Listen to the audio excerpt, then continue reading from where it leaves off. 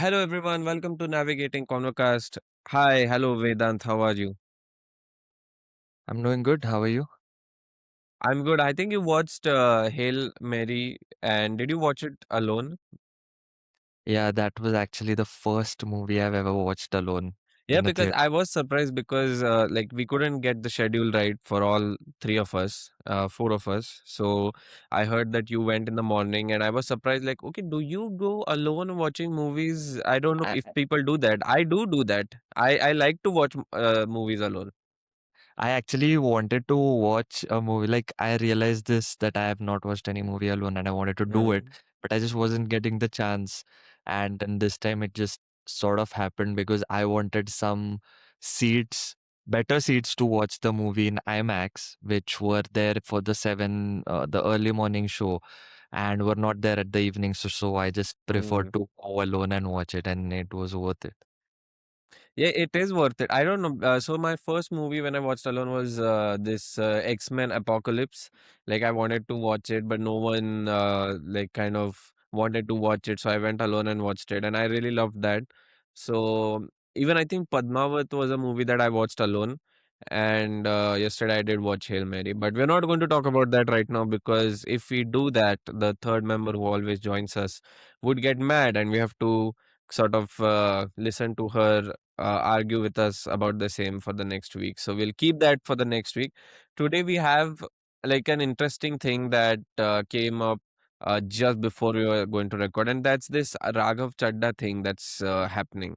And we don't talk a lot about politics, but navigating, I think the aim of this, even like starting out, was that I am a person who likes to express in these formats because I just like to have a conversation with people. But I like when the camera is on and something has been is being recorded and I can publish that. I think this is just that. Like I am getting to know a few things and I want to navigate through that. And this situation has been really chaotic because first of all, we got to listen to his speeches in parliament and we were like, oh, I mean, he's standing up for us. And then we got to know that okay, his own party is not supporting him. Then there was like this, okay, your party is not supporting you because you didn't support your party. So it's like a very chaotic, messy situation. Like what have you made of that? As you said, it's very more than chaotic, it's confusing for us as normal people when we read Yeah. about all of these. Like, there are not just two sides to it, there are like three to four sides to this, whatever is happening, this situation. So, when you said we should, probably discuss it, I actually went online to read up on what is happening and why it is happening. So, on one side, there are obviously people, his own party is accusing him that he has not stood up for the issues that they want him to speak on. He was Mm. not there for Arvind Kejriwal when he was arrested. Even when he was released, he did not speak anything on it. Then he does not actually question the ruling party or the prime minister when he actually makes any of his points in the parliament. So these are their points. His side is that I am speaking on the things that the middle class actually wants to, the things that are affecting the middle class. So nobody's actually speaking on those issues, and I am. Yeah, and that's kind of true as well, right? Because like the parliament speeches are often targeted towards okay, how corrupt your government has been, you're stealing votes, and maybe something about rural people, and that's so rural that we like kind of don't understand what the situation is all about. But like he came in, and whatever his reels came to me, it was like he was talking about this.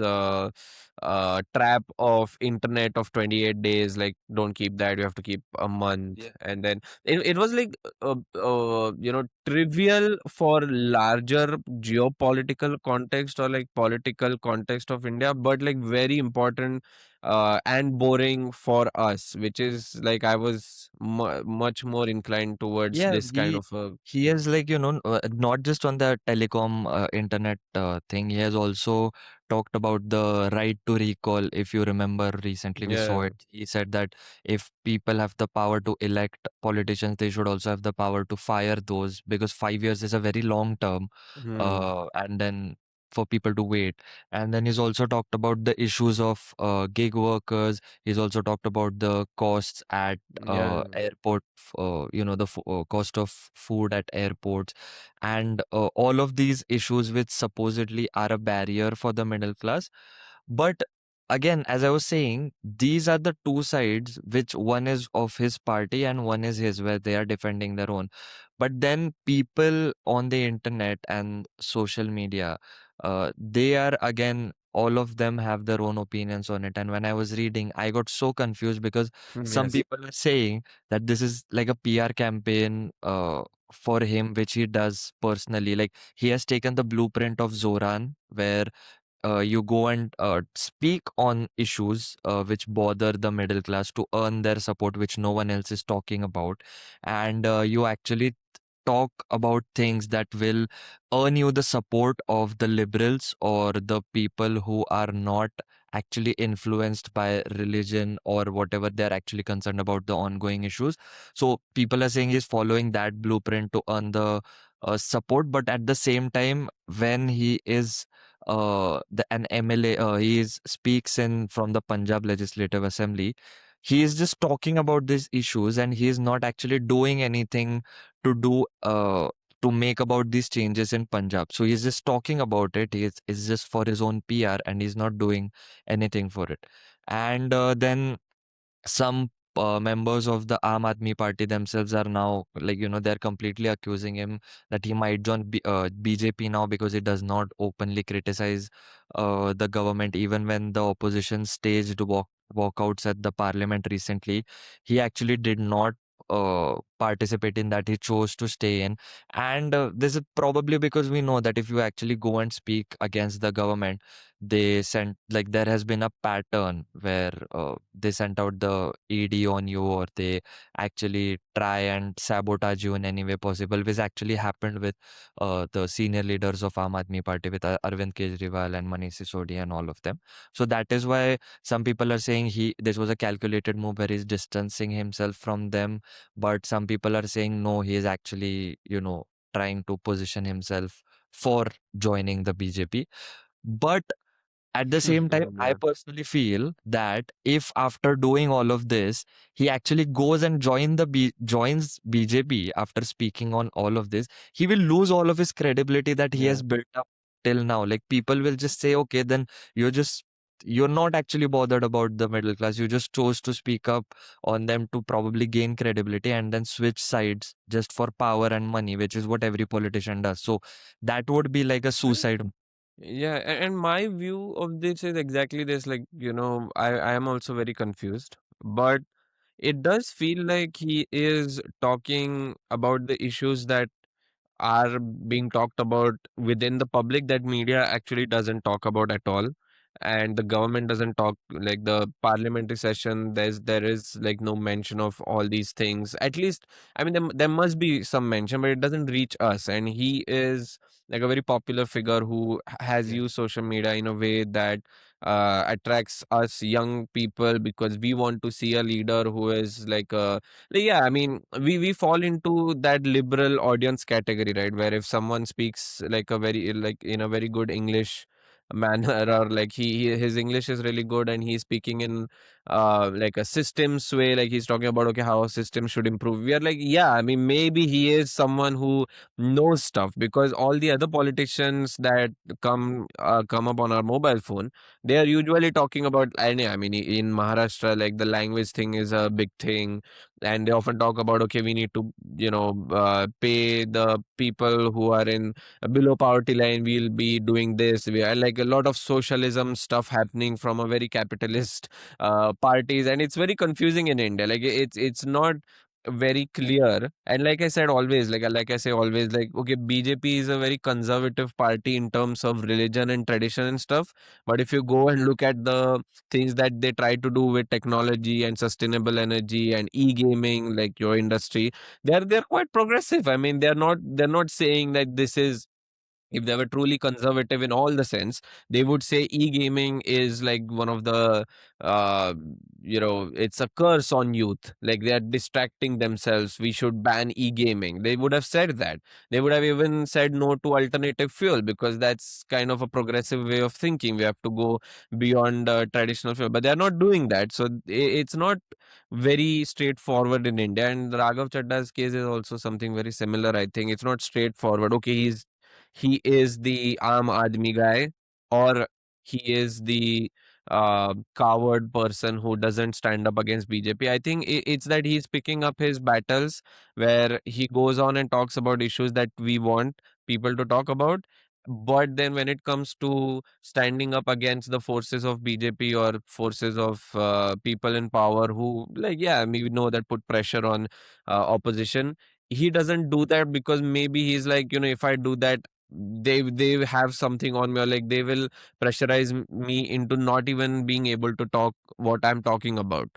Yeah. And then the infighting stuff comes in. So do you know what is happening in the latest time, like what is happening and what the infighting is all about? Because AAP has also responded to his video that he put out, and he Yeah. said that I am silenced but not defeated, and Yeah. like, they can silence me and stuff. Yeah. Yeah. So, what I was reading, AAP has responded with all of the things that I mentioned earlier, that he's purposely doing this, and what uh, all of the things that he is doing might probably, like the former CM of Delhi, Atishi, she herself has said this, that he's probably doing all of this.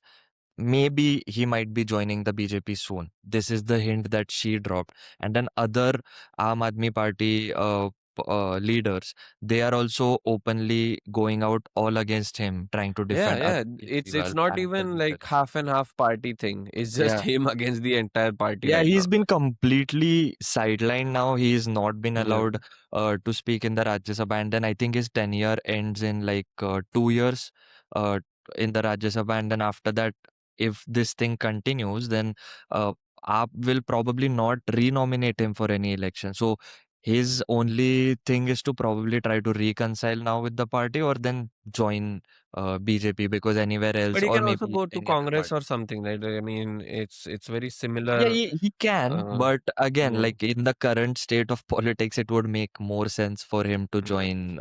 And one thing that I feel is a good thing that is happening, and it is chaotic, but it's also a good thing that I always wanted or still want in Indian politics, is autonomy for individual politicians over what the leader wants, what their Yeah, particular party leader wants. Because, like, it's impossible that every single MP and MLA from BJP supports what Modi and uh, Amit Shah wants. They are going, because then what happens is, because there is no independent opinion and everyone has to align with the party slogan or like whatever they want to do in the next 5 years. We kind of have to see every single candidate in that rubric, I think, because there are going to be people in BJP who are going to be like a very liberal progressive politician, and he is like, yeah, but I still identify with what BJP stands for, but I am also this progressive liberal guy, but I'm not like overall extreme about putting religion first in our policies. But then he can't speak on that. He if he comes out and speaks on that, he's obviously going to be ousted, and he's going to be banished from the party, and he has to then join the Congress or something like that. And even in Congress, there are going to be people who are going to be like, yeah, I do agree with the fundamental principles of Congress, but I don't agree with the policies. And I think this autonomy should happen. There is a case that, okay, this infighting would mean that policies won't get pushed, but I also feel that there is a positive in this, because the person has to come out and have public support, and public support will only happen if he is speaking about their issues.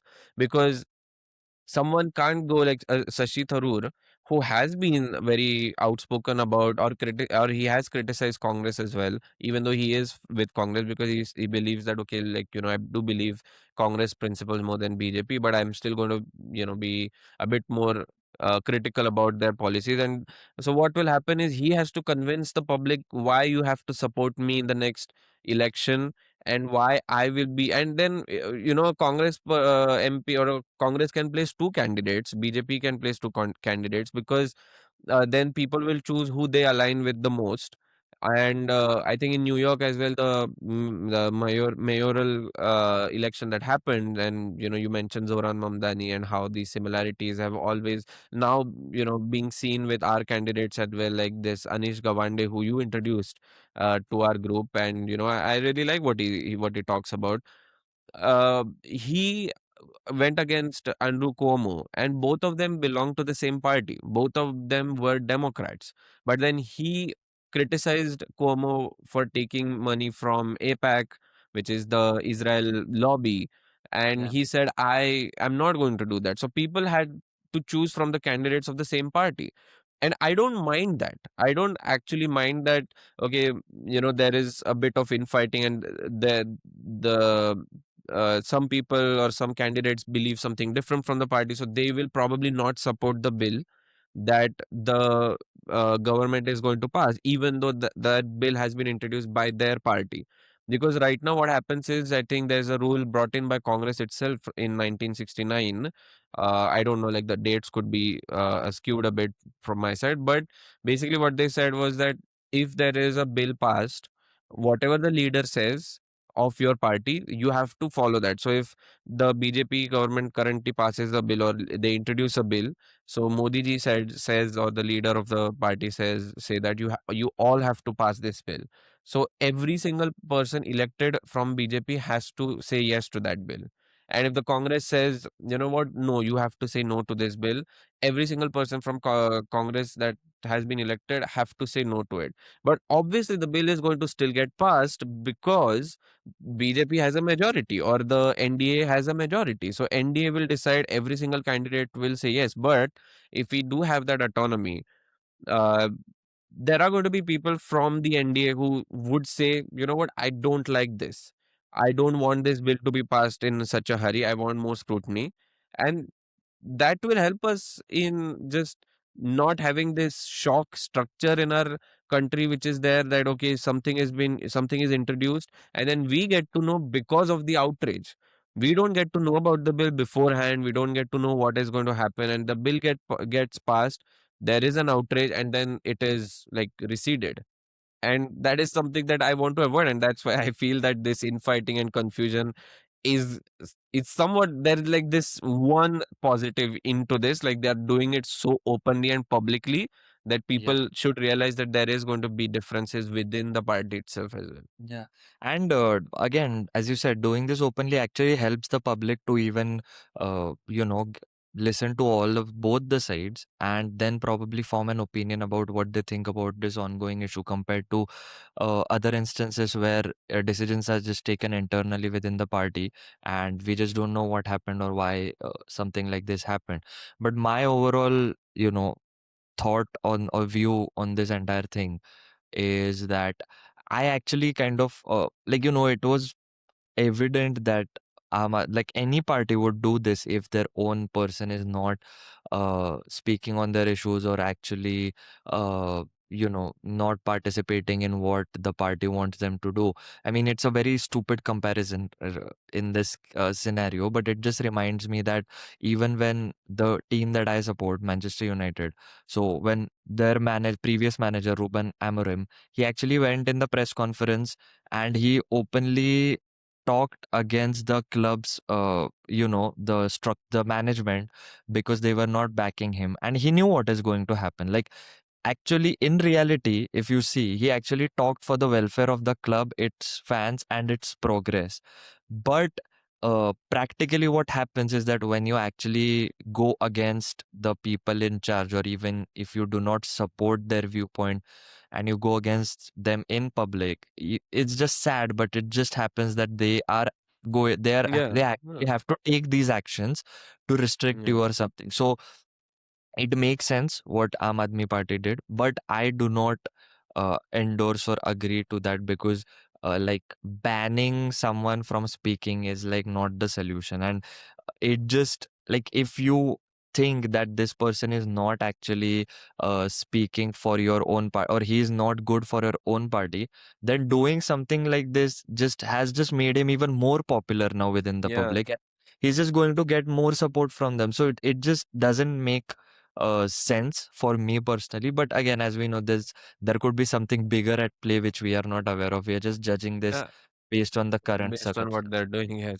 And I think the main issue that I read was that when I think Manish Sisodia and Arvind Kejriwal Yeah. were jailed, he didn't quite stand up, and the influence that he has on social media, he didn't He come up was not in and the country. yeah. He And was I think having some eye surgery in yeah. some other country. Yeah. But I think that that point is still valid from AP, because I mean, if he has such a big social media influence, I think his latest reel that he posted about the silence but not defeated, it had around 5.4 million likes when it reached me.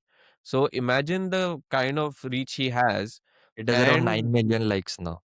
yeah, 9 million likes for a politician is a huge thing. Like, we feel that politicians are very popular in this country, but they're not. Like, if you go out there and follow their social media, like the biggest of the biggest, even Modi ji's YouTube video does not get the kind of like likes and views that a Tanmay Bhatt gets. So it's Yeah. not like every politician is so popular, and getting 9 million likes is like people are following him and people are following this situation.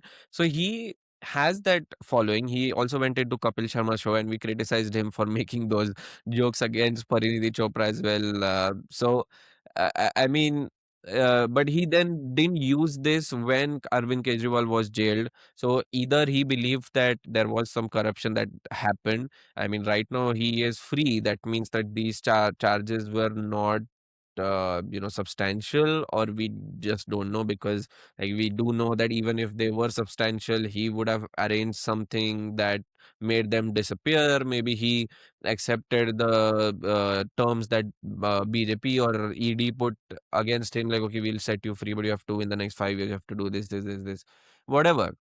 But he's free right now, and in that period he didn't use his audience to promote this, like, okay, this is not good. You shouldn't do that during an election, and these charges are not really substantial.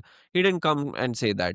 And he, given that he is a deputy something, right, in AAP, deputy speaker, no, not deputy speaker, but he had that leadership role. So And basically, with him, he has been at Aam Aadmi Party since its inception, and yeah, he has publicly said that Arvind Kejriwal. So Arvind Kejriwal has actually, taken him by his fingers and led him into politics, made him who he is today.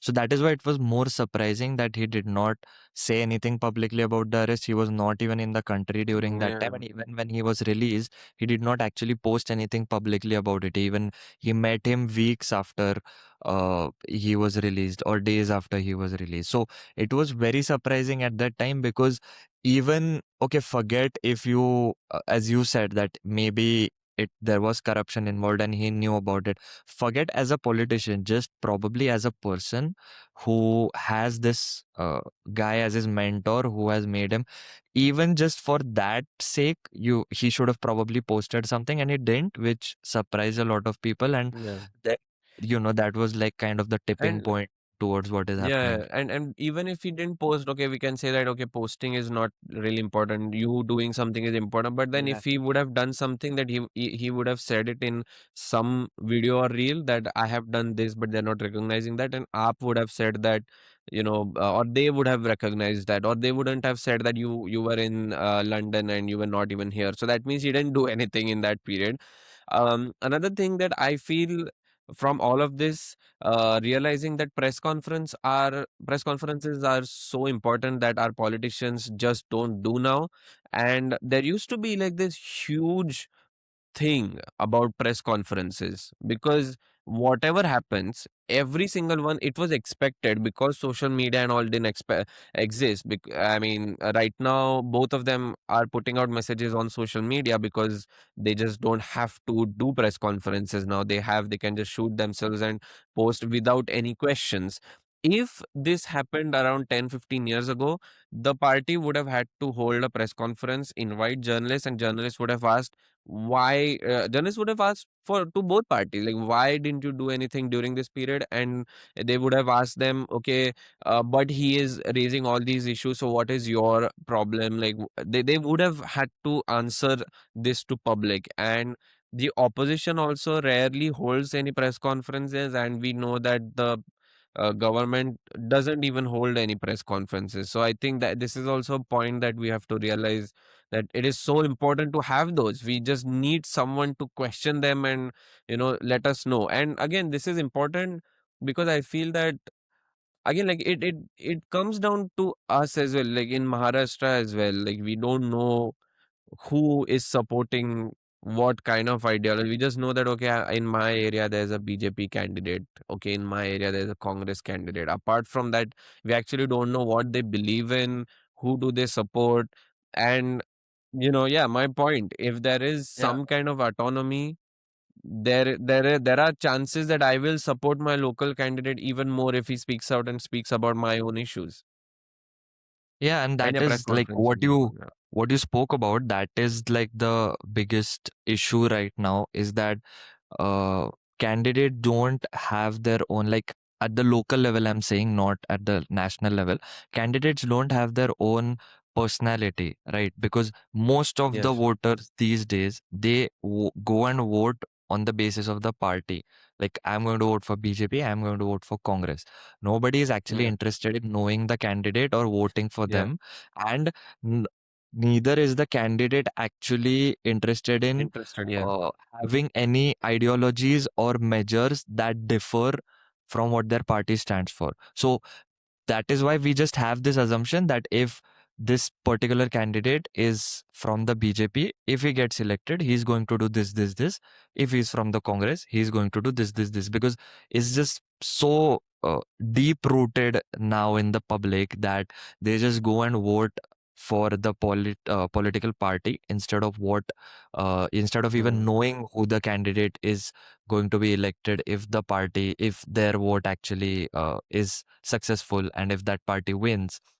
And that is the biggest problem, that even the candidates probably are not that interested into, because they just know that they'll just win on the basis of their party and a couple of mm, things that they have like they have advocated for in their campaigns, yeah, and that's just about it. And obviously a lot of money is involved in this as well, yeah, so there's just no what do you say, they just don't feel a need to take any efforts for anything like this, because people like you or me or others who actually care about this are so less in numbers that it actually even makes sense for them to just focus on the majority that is going to earn them the seat, rather than focus on people like us who yeah. and are not and even this that. majority is also Yeah. kept that way for years, right? Because we do know, like, this is the most, like, the funny part about the world, that we do know the solution. We do know that there has to be significant reform in education, but we also know that if there is a significant reform in education,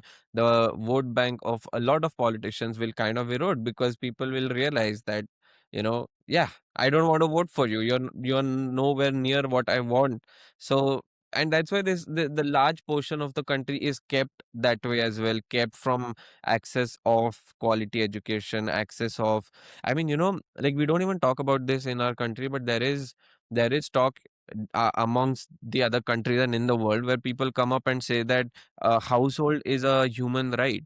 Like, you don't have to fight for buying a house or owning a house. You need to have that. And there is, I mean, obviously, people will say that, okay, but what would you thrive for if you already have everything? But it's like, no, if you have the basic needs sorted out, and then you still have access to all other industries, people usually pick up what they like and do try to have a career in that. And we do know that a lot of crime that happens is not because, like, a very less portion of it is because, firstly, obviously, the brain chemistry. Second is obviously, someone just going out of line, but that's like a very small portion. A lot of even major crime, minor crime is inflicted by the environment set up by the policies of that country. We do know that if people come from a very, very poor background, they are more likely to steal because they want to survive. Or if a child is born into an area which is filled up with local gangs, it is more likely that he will choose a path of crime.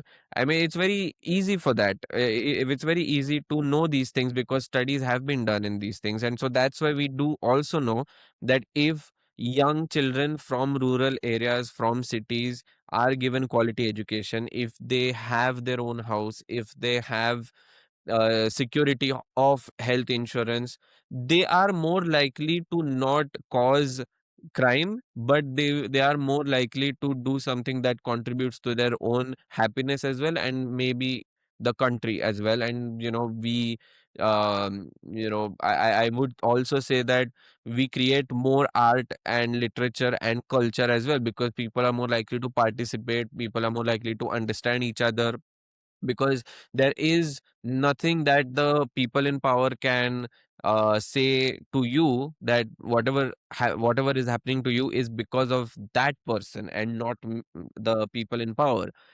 So there is more understanding as well. So we do know that, but obviously the government wants to keep a major section of the society this way so that they won't just take away their votes, won't Yeah. think more independently.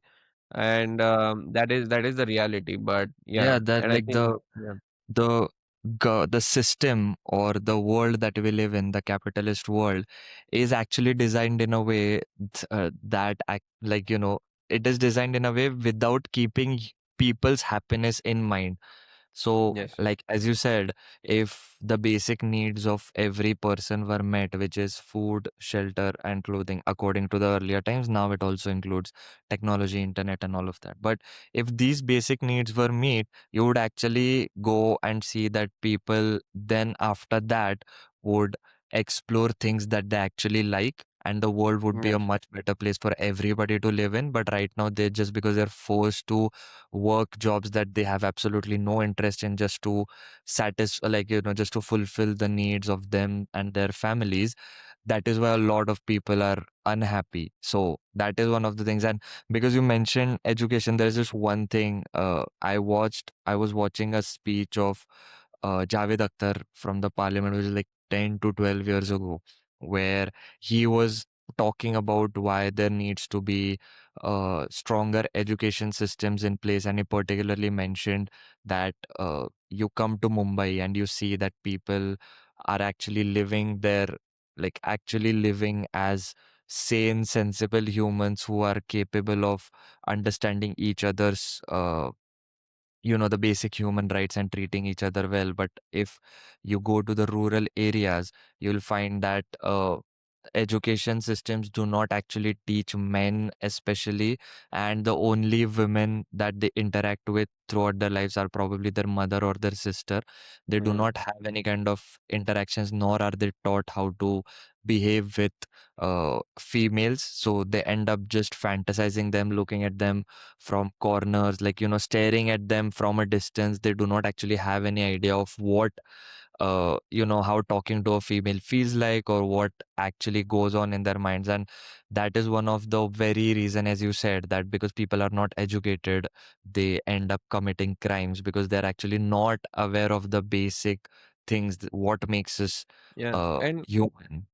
yeah, exactly. And along with that education, like you said, the capitalist system that we have, that also needs to be addressed, because it's not like all educated people are always nice. We do know that people go after money and that greed comes in, and Yeah. there's always something that you don't have but your neighbor has. And that system also, along with that educational quality, accessibility, this system has to also change. And I wouldn't say that okay, we should go away from capitalism, because I don't right now know what's the like the better thing, or because I don't feel capitalism is inherently just wrong. It does in some sections it does help. Like for example, the R&D stuff that we do, the scientists do that, and we get more innovation, whether in sustainable energy, whether in medical, whatever. There is some part of capitalism that comes at play here, because no one will actively invest in R&D unless there is some kind of incentive towards it. And even in a society that just works on innovation and promote, they won't have an incentive, a bit of an incentive to still keep on going. So I do understand the aspects of capitalism that works, and that's why I feel that instead of just directly changing this capitalist system, we have to first change the lobbying system. We Yeah, need to yeah, first change the influence of religion and corporations in the government, and then that capitalist system can still work for a lot of people. And then obviously we need to still have some kind of socialist aspect towards it. So this system is going to grow.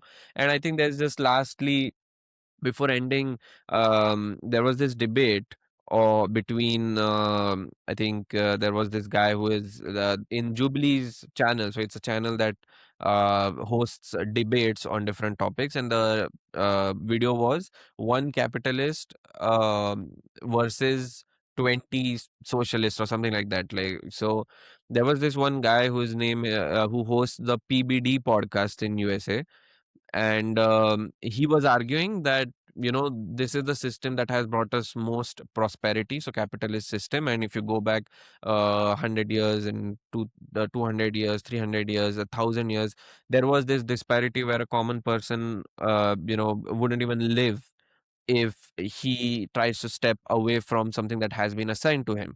And there is truth to it, but the response was very good. And he said that you can't imagine this system as the end, because these systems always develop. So how do you know that this is the end of this system? Why don't you allow yourself to imagine that there are going to be additions and subtractions into this system to create even more s- uh, what do you say, even more equality oriented system that still doesn't reward people who had their previous generation do the hard work, and rewards actual merit, rewards actual hard work, rewards actual contribution towards the society. But the disparity is not so much that if someone says that, you know what, I don't want to work 6 8 hours, I just want to work 2 hours and I want to sleep, the disparity shouldn't be such that that person is like living in poverty. He should still yeah, have basic things,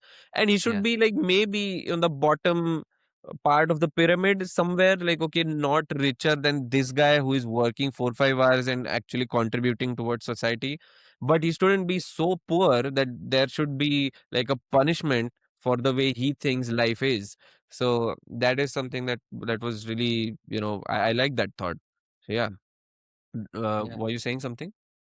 No, no, I was just saying that like topics or concepts like capitalism or even like religion for that matter, in a lot of cases, if you take it by its meaning or whatever, they are probably not as harmful for society. Mm, The problem that exists is that people just exploit them because of our greed and what we think is right. They exploit them to such an extent that it just becomes a problem. Like, even if you take Hindu religion for that matter, it actually values like goddesses, females, or in like from whatever stories that we have read.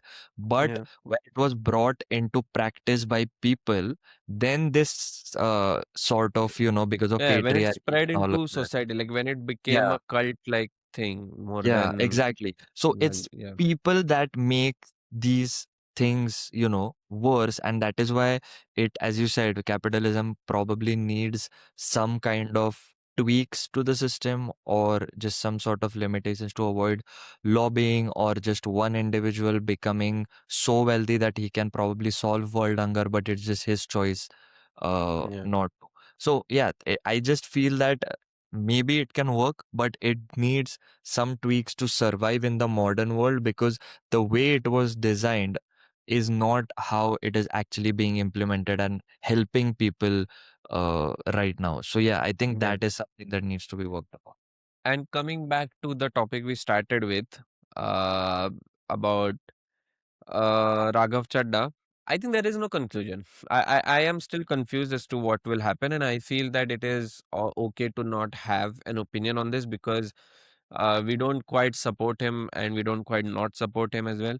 So I would conclude with, let's see what happens. And I don't really care that much about what happens to him individually, but I do care about what kind of messages or what kind of conversations that could be stopped because of what happens now. I don't want those conversations to stop, and that's why we talked about the system and education as well, where we need politicians to talk about this and where we need politicians to at least take in the current you know problems of people. And I am fine if they don't take up problems that we have, because all our problems are okay, the roads are shit, but some of the people, like a majority of people in India, are actually suffering from a lot of things that do affect them, that like the gig worker thing, and like the farmers thing is like because farmers are always like they are the ones who are providing us food, but they're always on the brink of poverty, even though they are not, but one medical condition can do that.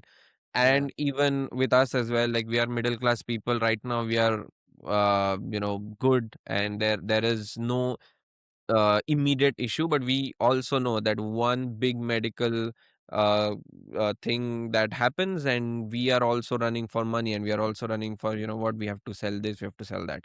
So it's still like, yeah, we do need politicians to talk about this. And I don't know, yeah. So that's my conclusion. And yeah, I think, yeah, hopefully it was a conversation that helped the audience, but also I hope that you could get some things that you wanted to share.